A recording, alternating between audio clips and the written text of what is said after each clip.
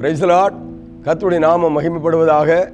கிருபையின் வார்த்தை என்கிற அருமையான நிகழ்ச்சி பல மக்களுக்கு ஆசீர்வாதமான ஒரு வார்த்தையை ஒவ்வொரு நாளும் தேவதாசர்கள் மூலமாய் ஆவியானவர் வெளிப்படுத்திக் கொண்டிருக்கிறார். இந்த காலவேளையிலே உங்களுக்கும் ஒரு அருமையான கிருபையுள்ள வார்த்தையை கர்த்தர் கொடுக்க ஆவலாயிருக்கிறார். தாவீது சொல்லுகிறார், சங்கீதம் 31 அதிகாரம் 9வது வசனத்தை வாசிக்கும் பொழுது, எனக்கு இரங்கும் கர்த்தாவே நான் நெருக்கப்படுகிறேன்.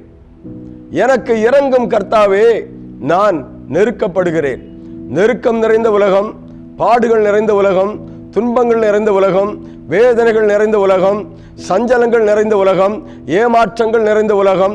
எங்கு பார்த்தாலும் ஒரு மனிதனை இன்னொரு மனிதன் அடித்து கொன்று அவனுடைய வாழ்க்கையை சூறையாடி கொண்டிருக்கிற உலகம். இந்த கடினமான தேசத்திலே, பொல்லாத தேசத்திலே தாவீதை போல இந்த காலவேளையிலே நமக்குள்ளாக ஒரு எண்ணம் வரும் என்று சொன்னால், எனக்கு இரங்கும் கர்த்தாவே நான் மிகவும் நெருக்கப்படுகிறேன். நெருக்கப்படுகிற காலத்திலே கர்த்தரே நமக்கு அடைக்கலமும் தஞ்சமுமானவர். ஆபிரகாமுடைய வாழ்க்கையிலே ஆதியாகமம் 15 அதிகாரம் 1வது வசனத்தை வாசிக்கும் பொழுது, ஆபிரகாமே நீ பயப்படாதே, நான் உனக்கு கேடகமும் மகா பெரிய பலனுமாய் இருக்கிறேன் என்று சொன்ன தேவன் இந்த கால வேளையிலே உங்களை பார்த்து சொல்லுகிறார், நான் உங்கள் வாழ்க்கையிலே இரக்கம் பாராட்டுகிற கர்த்தர். அதே ஏசாயா தீர்க்கன் எழுதும் பொழுது, ஏசாயா 30 அதிகாரம் 18வது வசனத்தை வாசிக்கும் பொழுது, ஆனாலும் உங்களுக்கு இறங்கும்படி கர்த்தர் காத்திருப்பார். உங்களுக்கு இறங்கும்படி கர்த்தர் காத்திருப்பார். வானத்தையும் பூமி உண்டாக்கின சர்வ வல்லமை படைத்த தேவன் இந்த காலவேளையில் உங்களை பார்த்து சொல்கிறார், உங்களுக்கு நான் இரக்கம் பாராட்டுவேன். என்னுடைய இரக்கம் பெரியது, என்னுடைய தயவு பெரியது, என்னுடைய கிருபை பெரியது, என்னுடைய மனதுருக்கத்தின் வல்லமை பெரியது. இதை நீங்கள் உணர்ந்து கொள்ளும்படியாக உங்கள் மத்தியிலே நான் இரக்கம் பாராட்டுகிற கர்த்தர் என்பதை இந்த நாளிலே விளங்க பண்ணுவேன்.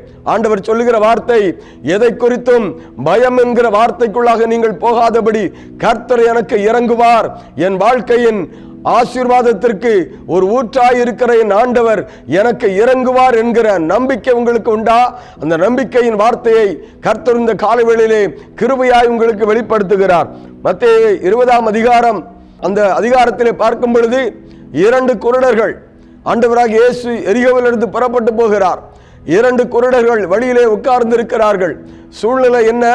உலகம் தெரியவில்லை, வாழ்க்கை இல்லை, எங்கு பார்த்தாலும் இருள், எந்த பக்கம் திரும்பினாலும் காரிருள், எந்த பக்கம் திரும்பினாலும் அந்த 2 பேருடைய வாழ்க்கையிலே ஆமீன் அடுத்த கட்ட வாழ்க்கைக்கு ஏதுவான சூழ்நிலை எதுவும் இல்லை. ஆனாலும் வாய்களை திறந்து சொல்லுகிற வார்த்தை, தாவீதின் குமாரனே எங்களுக்கு இரங்கும். இயேசுவாகிய தெய்வம் இரக்கம் பாராட்டுகிறவர் என்பதை 2 பேரும் அறிந்திருந்தார்கள். சொன்ன வார்த்தை, தாவீதின் குமாரனே எங்களுக்கு இரங்கும். சொன்ன வார்த்தையை கேட்டு இயேசு நின்று கவனித்து பார்த்தார். எங்கிருந்து புறப்பட்டு வருகிற வார்த்தை? ஒரு மனிதன் சிறுமைப்பட்ட ஒரு மனிதனாய் கூப்பிடுகிறான் என்று சொல்லி இயேசு நின்று கவனித்து அவர்களுக்கு இறங்கினார். உடனே அற்புதம் நடந்தது. 2 பேர் கண்களையும் தொட்டார். தொட்ட மாத்திரத்திலே பார்வை உண்டானது. அவர்கள் அடுத்தது செய்த ஒரே ஒரு காரியம், இயேசுவுக்கு பின் சென்றார்கள். நம்முடைய வாழ்க்கையிலே இதுவரையிலும் கர்த்தர் அநேக காரியங்களை செய்திருக்கிறார். இரக்கம் பாராட்டுகிற கர்த்தரை நம்பி நீங்கள் வாழ்ந்து கொண்டிருப்பீர்களானால், அந்த இரக்கம் உங்கள் வாழ்க்கையிலே 2 குருடர்களுடைய வாழ்க்கையிலே ஒரு எப்படி அற்புதம் செய்தாரோ அதுபோல உங்கள் வாழ்க்கையிலும் செய்வார்.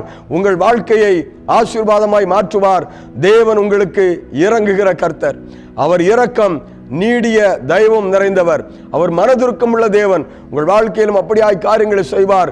கர்த்தர் தாமே உங்களோடு கூட இருந்து உங்களை ஆசீர்வதிப்பாராக. ஆமென்.